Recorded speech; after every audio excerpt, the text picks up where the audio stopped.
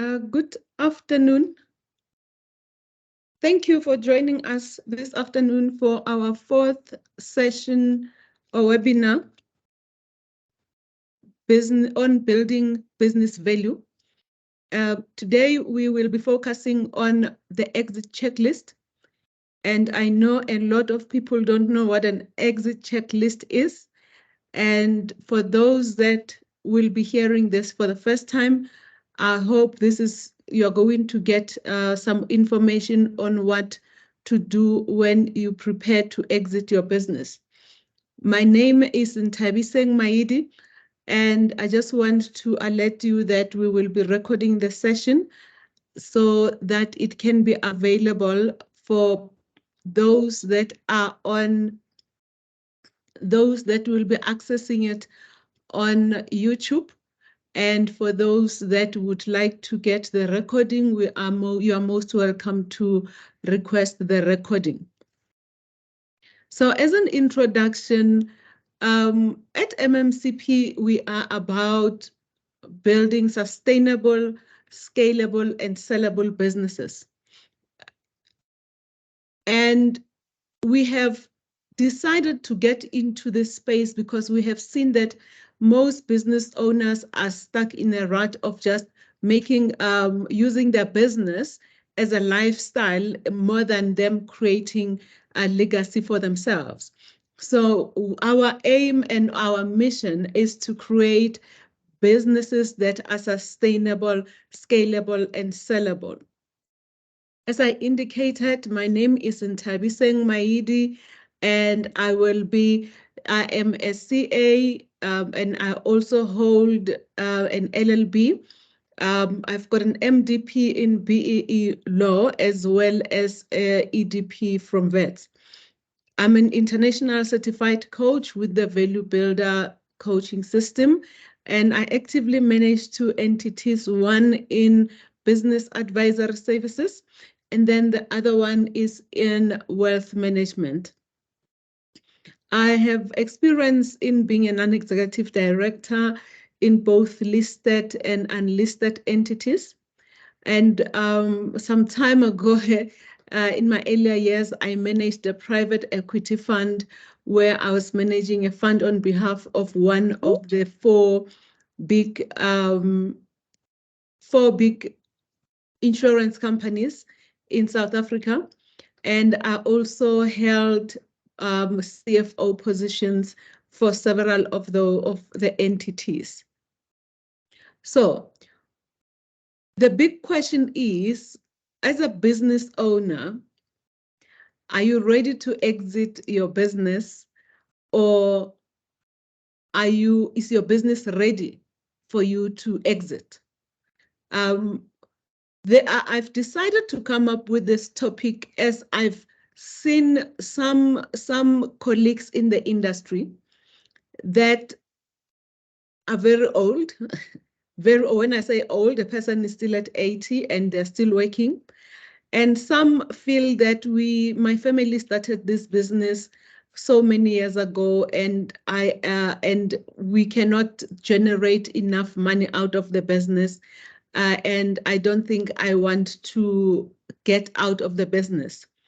Some are like, yes, I've got a very good business, but I don't think I am ready to exit because my family financial position doesn't allow me to exit.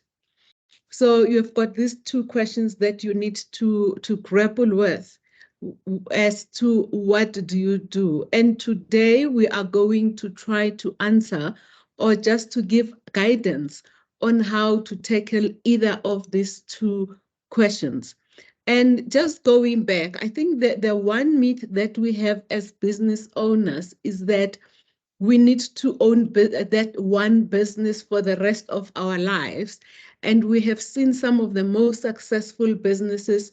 The business owner came in and ran the business for a few years, and they cashed out because they knew that they can cash out of that business and retain some of the wealth or the cash that they would have obtained from that business. So if you are that kind of an entrepreneur who will start a business, sell it. This also is going to help you whenever you decide to do that. So there was a study that was done in terms of the how people feel after selling their businesses. As an ex-private equity practitioner, I have experienced this firsthand, where some of the business owners, private equity, they can push your price down. So we're buying businesses at a multiple PE multiple of about 4. And if you are looking at EBITDA multiple, we're looking at about 6 to 8. And sometimes as a business owner, you'd feel that, wow, that is just so low. I've been ripped off and that. And it's because as buyers, we were looking at specific things in your business.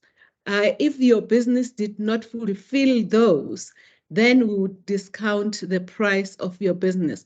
One example is where the business is fully dependent on you. As a buyer, the buyer would be worried that we've got someone who's been running their business for 20 years or 30 years, and they're selling to us. The sustainability of that person when they've exited is somehow not guaranteed. So, and that's where you'd find that, and there was a study that was done whereby it was determined that 75% of business owners are not happy with the price that they get after they've exited the business. And I must say also only 5% would probably be happy with the price of what they have paid. And then the difference, those will be either here nor there. So with what we're going to discuss this afternoon, we want to assist business owners to move to be happy with the price that they're selling their businesses for. Imagine you having run a business for 20 years, and at the time that you want to exit, at the time that you want to leave, the business is not worth anything. And on top of that, you have invested sweat equity into the business.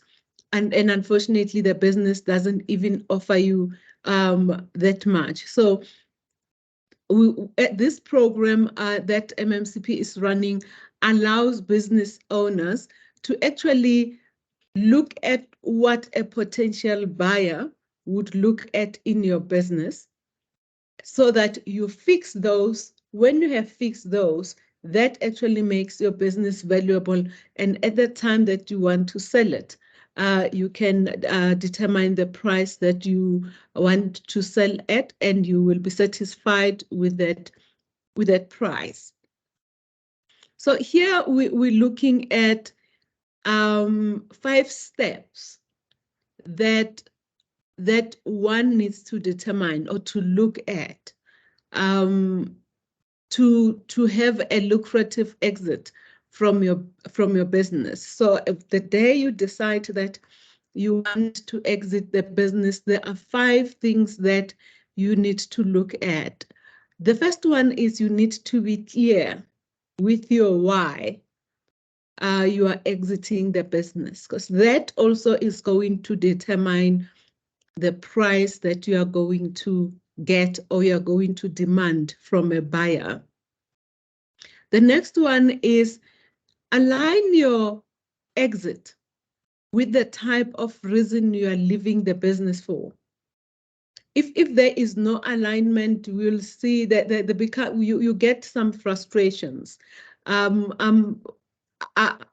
all know that we have seen some people who have left their businesses abruptly, and because they did that, some get up getting into depression, or they don't even know what to do with their lives.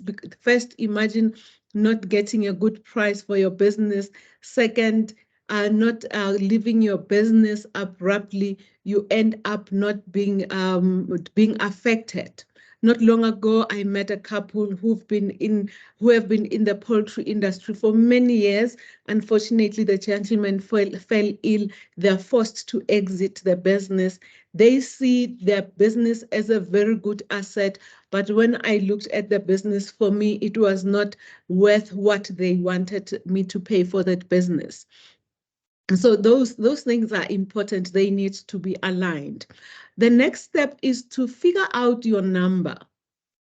I know beauty is in the eyes of a beholder. I think that's what English says. We also say that in valuations, the person that will determine the value of your business will be how much is the buyer willing to pay.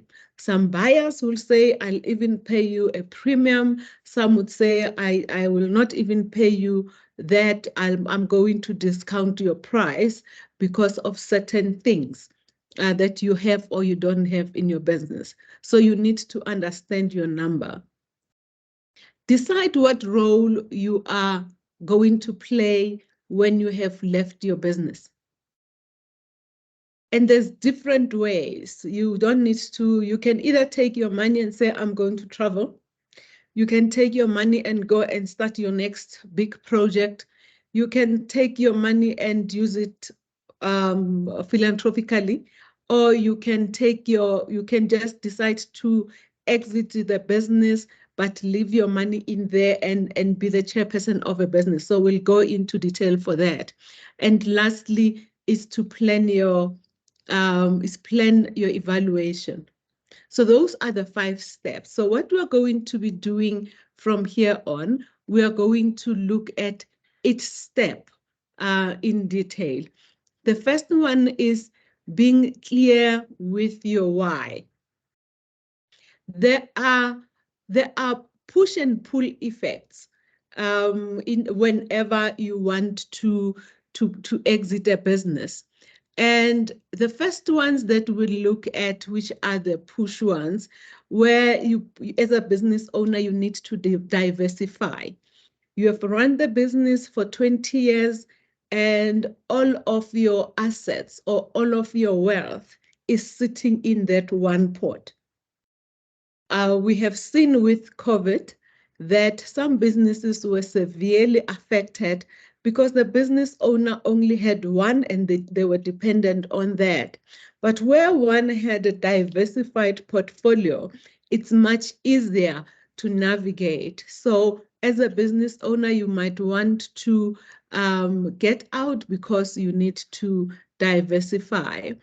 Then the other one is where the market has peaked. In investment management, we say you must always sell when the market is high and buy when the market is low. Let's say you are in an industry where the market has peaked and you see an opportunity for you to buy. So that one is also one of those where you might need to sell very quickly. So you have identified an opportunity and you want to take advantage of that opportunity. The next one is where you need to retire. Whether you want to retire at 60, at 70, at 80, or you just decided, no, I'm going to retire at 40 because I've amassed enough. So I'm just going to retire and enjoy my life. The next one is on health. I've just given you an example of someone I know who's in the process of selling their business because of their health. Next is stress. There are some industries that are really, really stressful, and at some point you just want to leave. I know they say stockbrokers, the lifespan of a stockbroker is quite limited due to how the industry is structured. Next is when you are bored. Yes, we get people who just get bored, especially those that are like the likes of the Richard Branson, where they start a new project or a new business now and then. So when you are bored, you may want to actually get yourself a new venture. So those will be the push factors, things that push you to sell your business. So let's look at what could be the pulling factors. And this one says, a person says, you know what, I've enjoyed my life, I've had a good run, I just want to start a foundation and enjoy my life. And then you have got one who says, I want to start a new business. So we've got new opportunities. A few years ago, people were crazy about IT companies. And then now people want to go into solar. Probably you're one of those people who want to go into renewable energy. You see an opportunity in renewable energy. So you want to exit one and then you go into another business. You just want to get fit and forget about all of this business thing and enjoy your life and travel. So those could be the things that you actually look at whenever you want to exit your business. The most important thing then would be make a list of both the pulls and the pushes as to what makes you excited, or the pros and cons of what makes you excited to stay or to exit your business. In that way, you will be understanding clearly as to the reason why you are exiting your business. The next step is to align your exit type with your why. You would have determined your why, and now you want to look at the exit type. There's different ways that you can have, you can leave your business. First, you can sell outright, whether you sell to a venture capitalist or to private equity, so that you can do an outright sale. The next one is you can probably recapitalize the business. So recapitalizing says you go out, but you come in again. Let's take in the BE space, they used to call it some vendor finance deals, whereby the business owners would sell a percentage of their business. Instead of taking all of their money, they will put it back as vendor financed deal. So you can use recapitalization. The next one is you can totally liquidate your business, where you take your assets, the assets and liabilities of your business, you sell them to someone, you are left with a shell company, and you liquidate that company, and you go away with your cash in hand from selling the assets. The next one is probably decide that, you know what, I'm going to bring a CEO to run the business, and I'm going to exit and go and look at other things. Maybe I'm too stressed, I just want to have an easy life. I'm gonna go and enjoy my life, but have a COO or a CEO being involved in the day-to-day running of the business. The next one would be where you decide to be the chairman. You are not totally removed from the business. You are still owning, but you are not actively involved. You just come for those board meetings, and you take a very high level view out of the business just to see how it is going. Next is to transfer to kids as part of succession planning. We know a lot of family businesses. There are those that are serial entrepreneurs who will do outright sales, but we've got some that the business will run in the family for many years. And we know of some other can I say, cultures where they don't believe in selling, or they prefer to keep the business within the family. And from day one, as a person comes in, they know that they're creating legacy for their children, or a lifestyle out of that business for their kids. So you can transfer the business to your kids. Lastly, you will be looking at selling your business to your current management, which is a management buyout. There's a lot of businesses in South Africa that started or that moved hands through management buyout. There's a lot of them in the private equity space where management would go to the likes of the PIC, NEF, IDC, or the banks and get some funding and say, we are going to buy the entity and remove it from the owner. So that is a management buyout. And with all of this, there's different valuation methodologies that are used to value their businesses. A person who wants to sell just outright and a person who wants to transfer to kids, the valuations might be different because where there is a outright sale, there is someone who is buying. But where there is kids or transferring to a family or someone, the valuation might not even be necessary, and they might not even be interested as to whether they are maximizing the value of the business or not. So here you need to decide which one is going to be suitable for you. Now let's look at aligning the reasons to sell with your exit options. So the first one is whenever you want to retire, you can either sell to a strategic person or a strategic buyer, or you can transfer to kids. In the financial planning industry, I've seen that there's a lot of these companies where whenever someone wants to retire, they pass the business to the kid. Some corner shops, whenever the old timer wants to retire, they'll transfer the shop to the kid. So that is one option.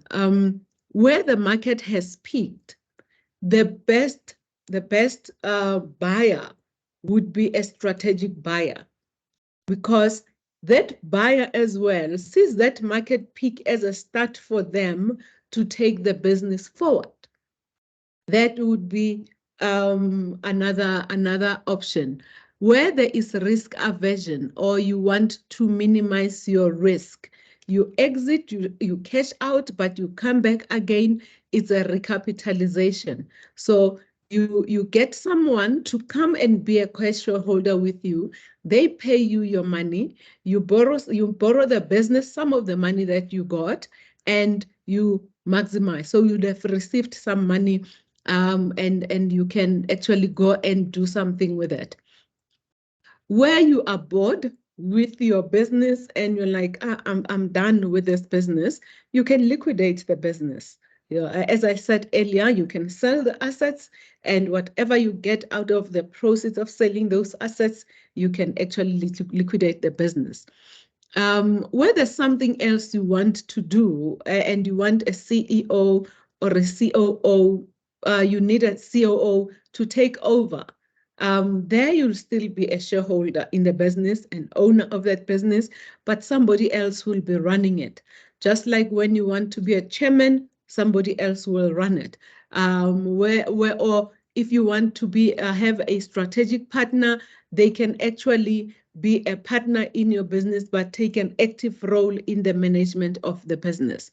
And that also, all of that I've indicated also apply where you are exiting your business because of health reasons.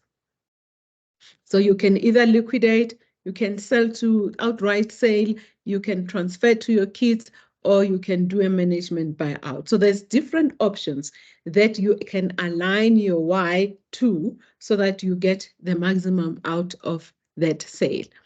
So the third step that you need to look at, which is most important, is know your number. Know the number that you want to sell your business at. What I've learned from one of the executive or the owners of the one business that I worked at is that, you know what, your number is pie in the sky. Because I'll do my business valuation, and when I find business, but a due diligence first and a business valuation, and we can actually look at different numbers. So you need to know what your number is. So there's 3 ways that you can look at the number. And these are just simplistic numbers. So that when you go and start negotiating, you negotiate from a certain base. And these numbers are not based on a technical valuation. As you as a person, when you prepare to exit the business, you must do your own kind of financial planning and determine, what do I need out of this business, and what is the business worth. So this, what the business worth versus what you need out of the business are 2 different things. As I said, the one on the left will be a technical business valuation. The one on the right is your need. What you feel your business, not even what you feel your business is worth, but your needs. And those are based on actual needs that you have as a person. So let's start with the first one. Let's say you decide to retire. Your financial planner should be in a position to help you with this calculation very easy. But here we'll just look at the simplistic calculation. You say, on an annual basis, I need R1 million to live, and based on life expectancy, I'm 60 years, and my family, my dad lived for 90 years, or my dad lived for 20 years. So I might live for another 25 years, meaning that you'll need, simplistically, I haven't taken into account the time value of money here, is you'll need close to 25 million to retire today. And look at what investments do you have outside of your business. Let's say you have got a pension fund, or you've got a small other investment on the side, or a property that is fully paid up, not a mortgage property that is fully paid up. Let's say you've got 4 million on that, meaning that you will need to sell your business for 21 million. But remember that this is what you need versus what your business is worth. And most of the time, you'll find that there is a disconnect between those two, that your business doesn't even cover those expenses, what you need. That's when you go to for retirement. Let's say you say, I want to go and do something else. I'm just bored, or I want to go and do something else. You can do a simplistic calculation and say, what is the sweat equity that I've put into this business? I've run this business for 7 years, and as CFO, or if I were to be employed by an investment bank or a development fund or private equity, how much will I earn?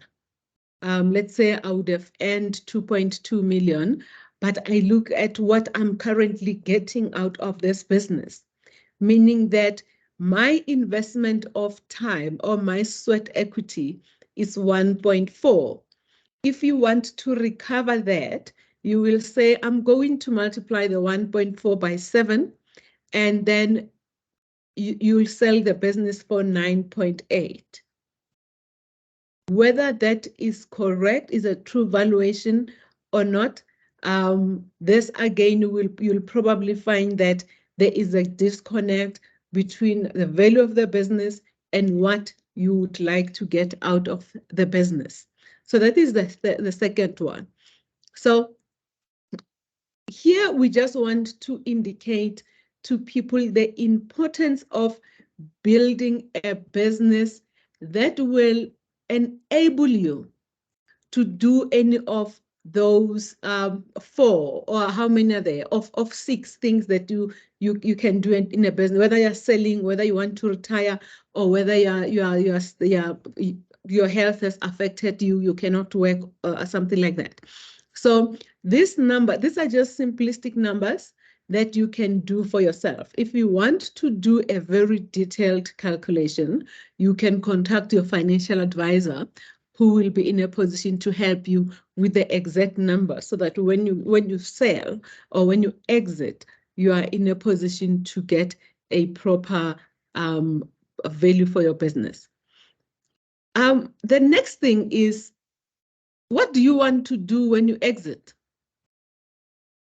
I've got, I'll talk about my family. I've got a sister who exited her work, and we thought that she will retire and go and enjoy her life, travel and do all of those things. And voila, she starts a business. And I suppose that's what most of the people will do because they don't want to get bored. But let's say you've been a business owner and you decide to retire. What are you going to do next with your life? It's quite important. We don't want to bury you prematurely. So, and the important thing again would be, what are you going to do? What role are you going to play? You have got your cash in the bank, or someone decided to buy, agreed to the value that you wanted, and they give you the cash. The first one is, for you to get more income, you can be a lender.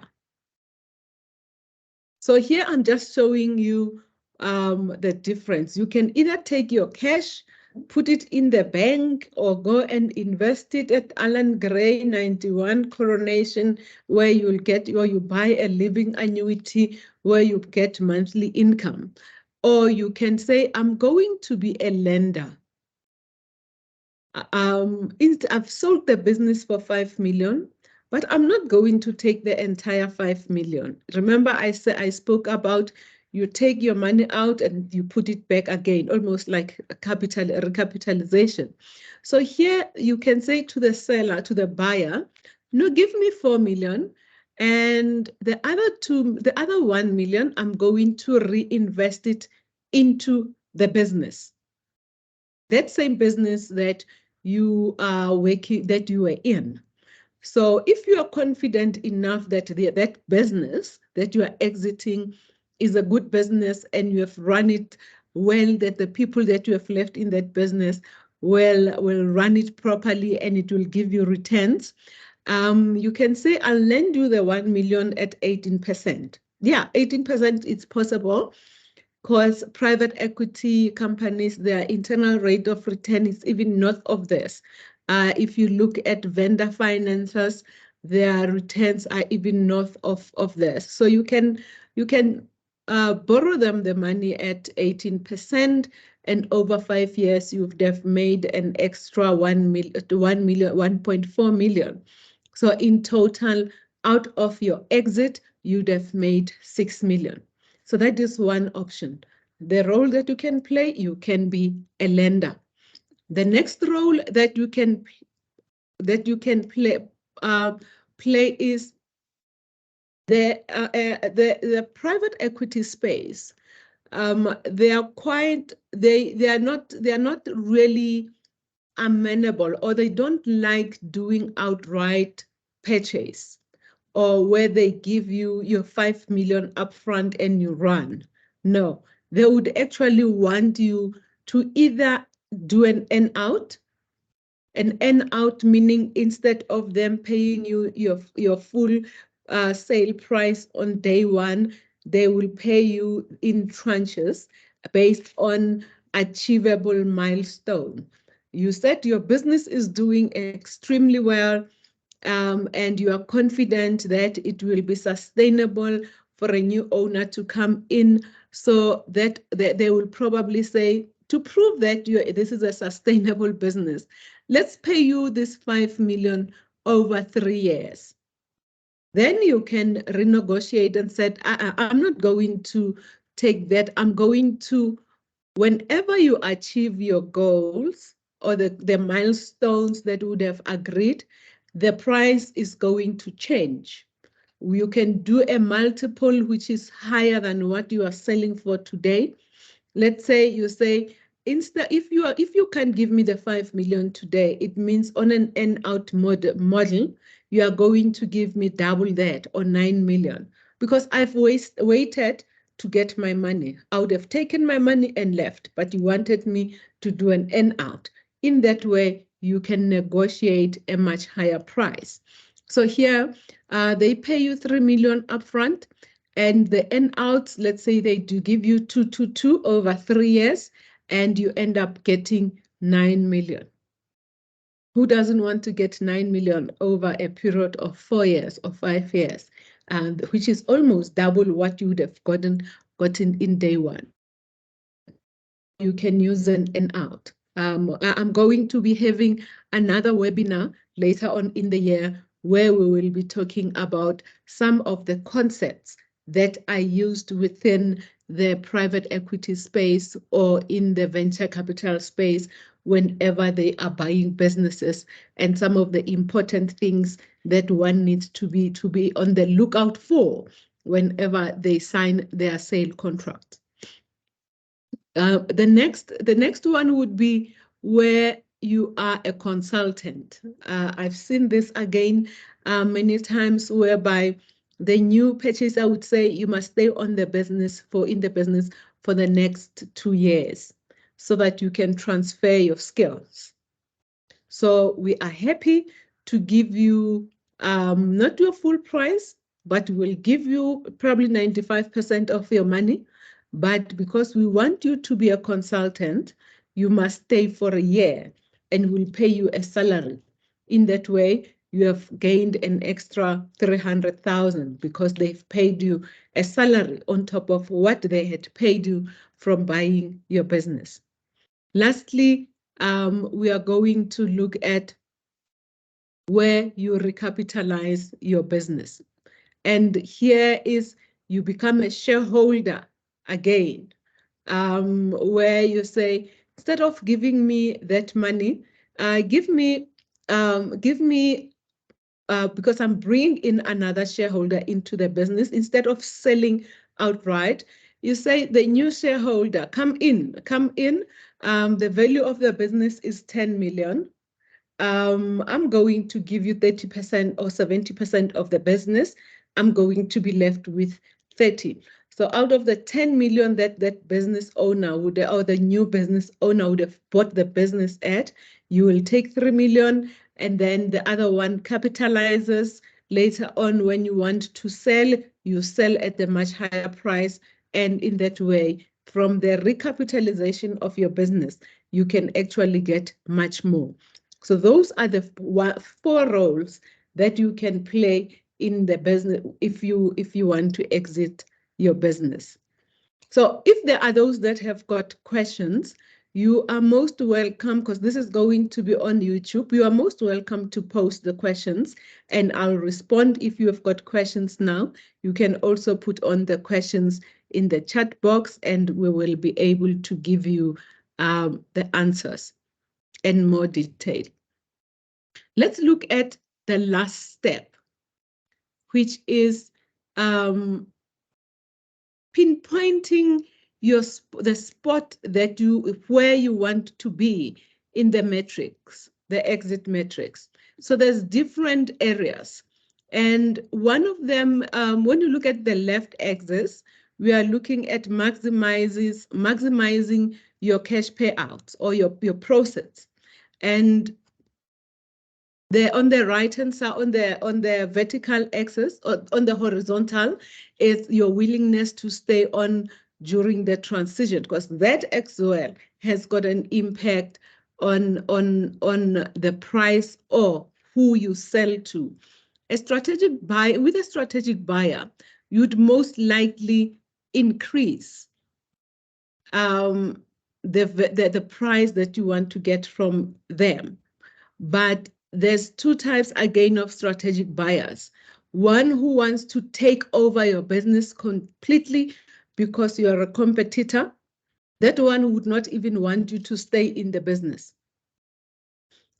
Or someone who says, we like your product, we're just interested in one part of the business, and that's all. Hence, they will not even be willing to have you in a business. And there's reasons why some strategic buyers would not want you to be in the business because they would feel as though there's two bulls in a crawl kind of an environment. So sometimes they will not be willing to have you stay in the business.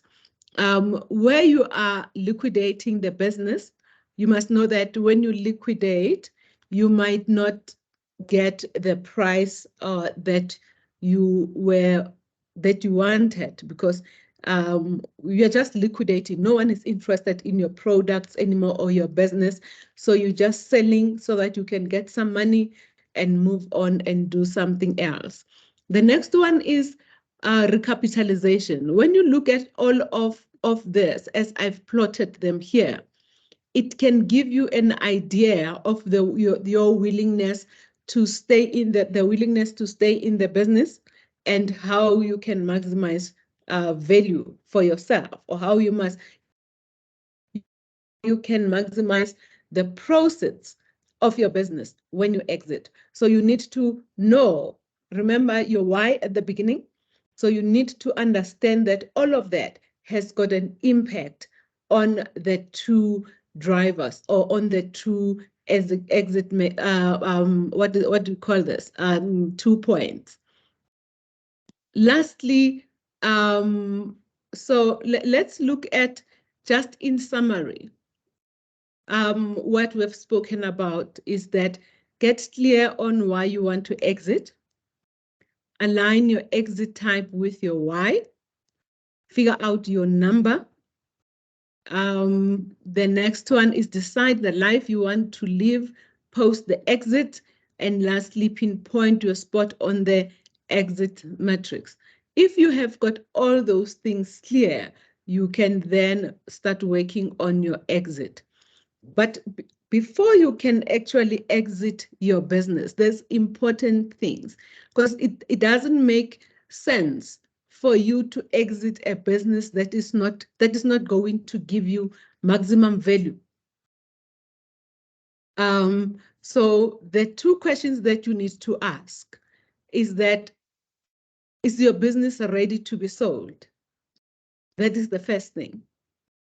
And in doing that, we can assist you when you complete your value builder score.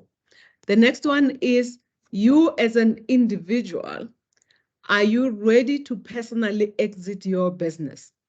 And in that way, we also have a tool that we call the pre-score, whereby we can look at whether the business will allow you to retire, or whether your business has got it's valuable enough as to help you to exit. And when you combine that again with all your other assets, will you be in a better position at that stage? So some of the reasons why would recommend that you get a value builder score. In life, when you sell a business, you don't get one or two trials of selling the business. You sell it outright. If you make a mistake when you sell it at that time, you can never correct that mistake. So you need to continuously do a test of how much your business is valued. As I was preparing for this, I was reading some of the research papers that were done, and they indicated that more than half of business owners don't know the value of their businesses at any given time. They will determine the value of their businesses when they are taking a buy and sell cover, or if it's for insurance purposes, but generally they will not. So we recommend that business owners must do a valuation at least once a year, or every 3 years, if possible, where it can give you an idea as to whether you have been building a valuable business or not. The next one is, we request people, business owners, to take the value builder score so that you can determine if your business has got hidden assets. You might not know that whatever IP you have in your business is valuable or not. So when we look at those 8 drivers in the Value Builder score, you will be in a position to identify some of the areas that are quite important in your business, and they can actually drive your business, the value of the business high. And you also need to understand what are the killers in your business. Most of the time, we are so proud in owning businesses only to find that we've got silent killers. In my last session, I spoke about cholesterol being a silent killer. So in business as well, we've got silent killers that are there and are actually affecting the value of your business. So it is the research that was done by the Value Builder indicated that more than 70% or 70,000 businesses were not in a position to derive the value that they wanted at any given time. And the average that they would get would be an EBITDA multiple of 3.5. Remember, a buyer would say, I'll do my due diligence and my valuation only to find that they don't see value in your business, and they can give you that multiple of 3.5. But what was also found is that businesses that have critically went and analyzed their businesses using the Value Builders tool and also implement some of the recommendations that we have, that we make with the Value Builder, they've managed to actually grow, managed to get an EBITDA multiple of 7.1.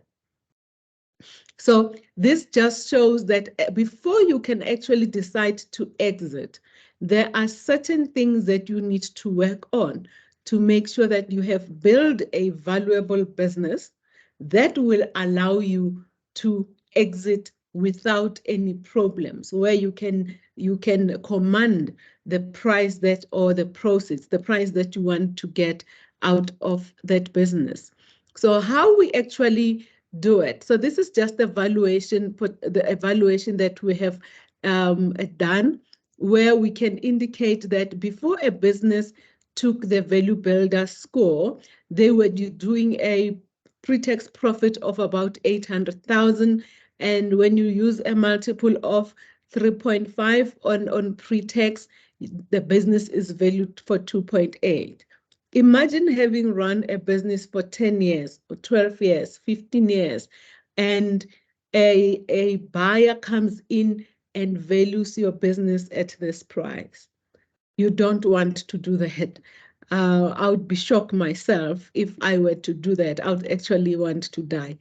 But imagine if you implement some of the recommendations that we do after doing the assessment of your Value Builder, where you move from a score of 77 and to a score of about 90, and that score actually assisting in moving the EBITDA multiple to a 7.1. So you end up having a valuation of about 5.6, which is almost double what you would have gotten before you implemented some of the things that we recommend. So you'll ask yourself a question as to what drives up that multiple. There are 8 things that we look at when you do the Value Builder score. The first one is financial performance. First is whether your business is performing well. And the other one is whether there is proper record keeping. Business owners think that some of the business owners, small business owners, think that not having doing financials or having a proper accountant in your business is not necessary. That has got an impact on your business, because how they report and how they actually give you information, your financial information, has got an impact on your financial performance. And you as a business owner, you need to understand the numbers from year to year, what drives those numbers to go up or down. So it's important that you have proper financial records and you monitor your financial performance. The next is growth potential. Are you in an industry where or sector where there is potential growth? You don't want to sell a business that you don't want to be in a business where you cannot identify growth opportunities. So any business owner needs to understand what are the growth potentials for their business. The next one is the Switzerland structure. Switzerland is regarded as one country that it's right in the middle of the Eurozone, but they decided not to go with the Eurozone. They are self-dependent. Here, that Switzerland structure refers to your business being dependent on one key person or one key client or one key supplier. Should anything happen to either of those, your business is going to be in trouble. And there is no person or there is no buyer that will want to buy a business that does not have diversification, or they cannot work on minimizing the risk should they lose either of those three. The next one is the valuation theta tota, where we look at the availability of cash in your business. Every business owner, every buyer, even funders, they want to come into a business that will allow them to generate enough free cash flows for them to get their money back. And some would say, I would like to get my money back within 5 years. In some industries, they'll say within 10 years.